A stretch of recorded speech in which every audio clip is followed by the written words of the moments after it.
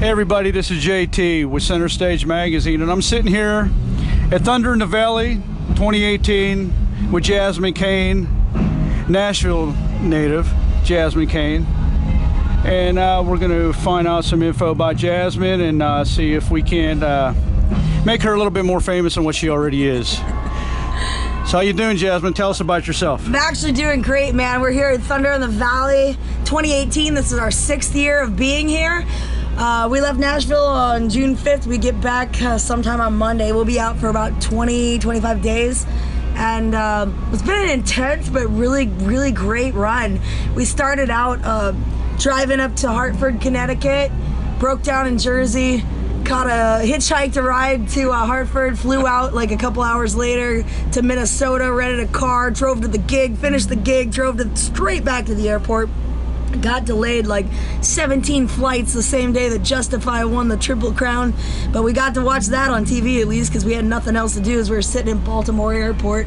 Made it back to Hartford, touched down the minute we were supposed to be on stage, but made it still on stage and fired up our rock and roll show 45 minutes later, and then headed up to Laconia. We did like 6 shows in 5 days in Laconia, which was awesome. Like, that's the most shows we've ever done for Laconia Bike Week, and a couple of those in Bentley's at in Arundel, Maine, and then the rest of them right there in the heart of Laconia, at the Broken Spoke and the Lobster Pound, the old Lobster Pound. Then we ended up taking a trip down to Campbell, New York. We hung out at the Finger Lakes for a while because that's wine country. So 3 days off right there. We had to go check out some wineries and breweries. We decided that since we're out there, we might as well like film them. So we're gonna be doing a YouTube segment touring all of our favorite breweries and wineries around the Finger Lakes area, well, pretty much everywhere that we visit from now on. So check out our YouTube at Miss Jasmine Cain. We're gonna start like filming all these places. So when you take your vacation, then you're gonna know exactly where you need to go. And now here we are in Johnstown. They forecasted rain for the whole weekend, but lo and behold, it was hot as hell on that stage tonight. Holy cow. We sweat so hard we quit sweating. It was an awesome show, 2-hour show, 5 to 7, and now Great White's on. And that's our last rock show of this run. We do an acoustic show tomorrow at B&L Winery where we debut our brand new wine called The Ghost, named after a song that we just wrote for our brand new album. New album comes out at the end of summer 2018, and we've got 10 tracks on there, maybe 2 bonus ones if everybody's lucky. And I feel pretty lucky. I don't know. Things are looking good for me. Well, that's good. Okay, let me take you back a little bit. I want you to go back and tell me how this whole Jasmine Cain phenomenon started. Well, I was born and raised in Sturgis, South Dakota, actually, and I got started in the motorcycle world pretty young, and I don't know, man. I kind of wanted to like pursue more, and I was headed to LA. I thought LA would be the place for me to go and pursue rock and roll. But the owner of the Full Throttle Saloon, Michael Ballard, convinced me to come to Tennessee. So I started out in Dyersburg, Tennessee, but there really wasn't anything there for me, so I just kind of like packed up and moved out 2 years later. And I think 8 months after that, he showed up in Dyersburg and was looking for me. He didn't know where I went, but I was like, I'm going to Nashville. I got to get somewhere where I can do something with music, and Nashville's been great to me. So, you know, in 2003 is the year that I moved to Tennessee, and that's the year I started Jasmine Cain. And I knew that's what I wanted to do. I had big dreams of things I was gonna do, and I did my first demos at Cock of the Walk Studio in Marietta, Georgia with Jesse James Dupree. Those went nowhere. Came back, met with a guy named Mills Logan and his wife Paige. Paige and I became best friends and just a great songwriting team. So our first songwriting session, we wrote 3 songs that day, which was insane. Like that kind of chemistry isn't easy to come across. So Paige and I had a real connection immediately. And Mills came home from work that day, and of course Mills Logan, if you look up his discography, it's Toby Keith, Taylor Swift, Luke Bryan, Rascal Flatts, you know, older school stuff like Pam Tillis. Like, he's done everything. He's been in the business for a long time. And he walked in and she said, Mills, I want to help this girl and I want you to help too. And he said, okay. And we did our first record in the fall of 2003. Released it in 2004. It was called The Inside. Everybody said it was a stupid idea. It would fail. that I lost my mind and $20,000 of my money, and it won 2 major awards. And that was the confirmation we needed to keep going. So 4 years later, we released another album called Locks and Keys. First album, The Inside, sold somewhere around 10 or 11,000. Second album, Locks and Keys, is probably right around 10,000. We did all that just playing shows, and I did all my own bookings and management. I just kept us busy and kept us working, because that's the best way to make money, is just get out there and tour your ass off. And I didn't want to split the bill with some agent that kind of made phone calls or didn't make phone calls, and I tried that before and it always failed for me, because I was just a lot more driven than they were. I just knew what I wanted, so I did it. I worked really hard, and I built up, you know, kind of a cool little 6-week run where I could go and do a circuit.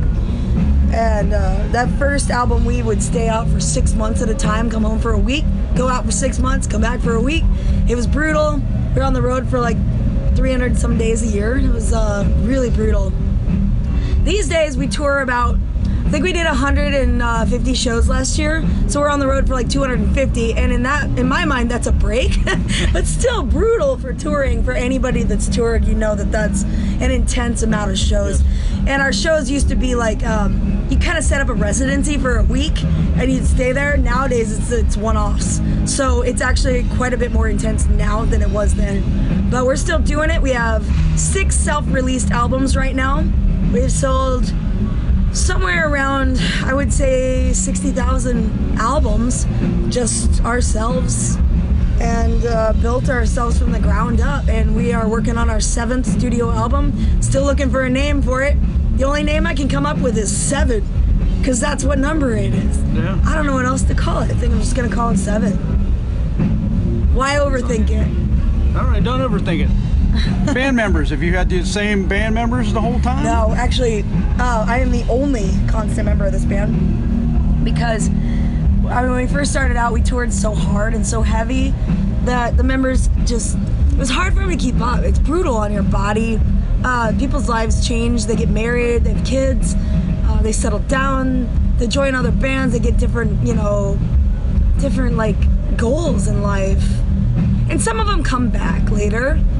But I've had not a ton of band members, but a pretty decent portion of them. I mean, if you count the number of years that we've been actually out on the road, I've kept members quite a few years. Our current drummer, Zach Ballard's been with me for 6 years. Our drummer is coming up on 2 years in April. So we keep members a pretty good amount of time. There was a time when I was just rotating drummers. I couldn't find one that wanted to stick it out. There's a time when I was rotating guitar players. I couldn't find one that wanted to stick it out. But it's a power trio, so I'm the only constant bass playing and singing, and I just always hope that I find people that like to work as hard as I do, and I think I got them right now. Speaking of playing bass and singing, how did you come about becoming a bass player, of all things? Total necessity. Every bass player that I had in my band had a problem with showing up. They got arrested. They're like, there's always some major problem. So 3 times in my life, when I was first starting out in music, the bass player was just unable to do the show, and then someone would put a bass in my hands and say, look, you got 10 days to learn this shit or else you're fired, because we gotta save our band, you know? And I was like, So the first time was panic. The second time was a little more prepared, but still panic. The third time, I learned all the songs, did my homework, finished the show, and they fired me anyway. And it made me so mad, because I worked so hard to just cover their ass, that I told them that I was gonna start my own band and kick their band's ass. And that's exactly what I did. It just made me mad. And I realized there was something about, the universe just kept putting the bass in my hands. I was like, this is what I'm supposed to do. It's what I'm supposed to play. I just need to stick with it and hone in the craft, because it doesn't keep coming back for no reason. I have to figure it out. Awesome. Well, there you go, Center Stage World. A little bit with Jasmine Cain. I know she's busy. They got to get out of here. She took the time to tell us a little bit about herself and about the band and what they've been up to. So keep your eye out for Jasmine Cain. They're out there. They're hitting all the bike rallies. They're hitting all the, I think the everything bikes is like, Yeah, I think you're in Nashville next weekend. I am, as a for matter Music of fact. City Motorcycle Rally. Yeah. Friday and Saturday. Well, thanks, Jasmine. I appreciate your time. And, Thank you. You know, I enjoyed listening to you and watching you perform, and you guys are excellent. Thank you. All right, take care.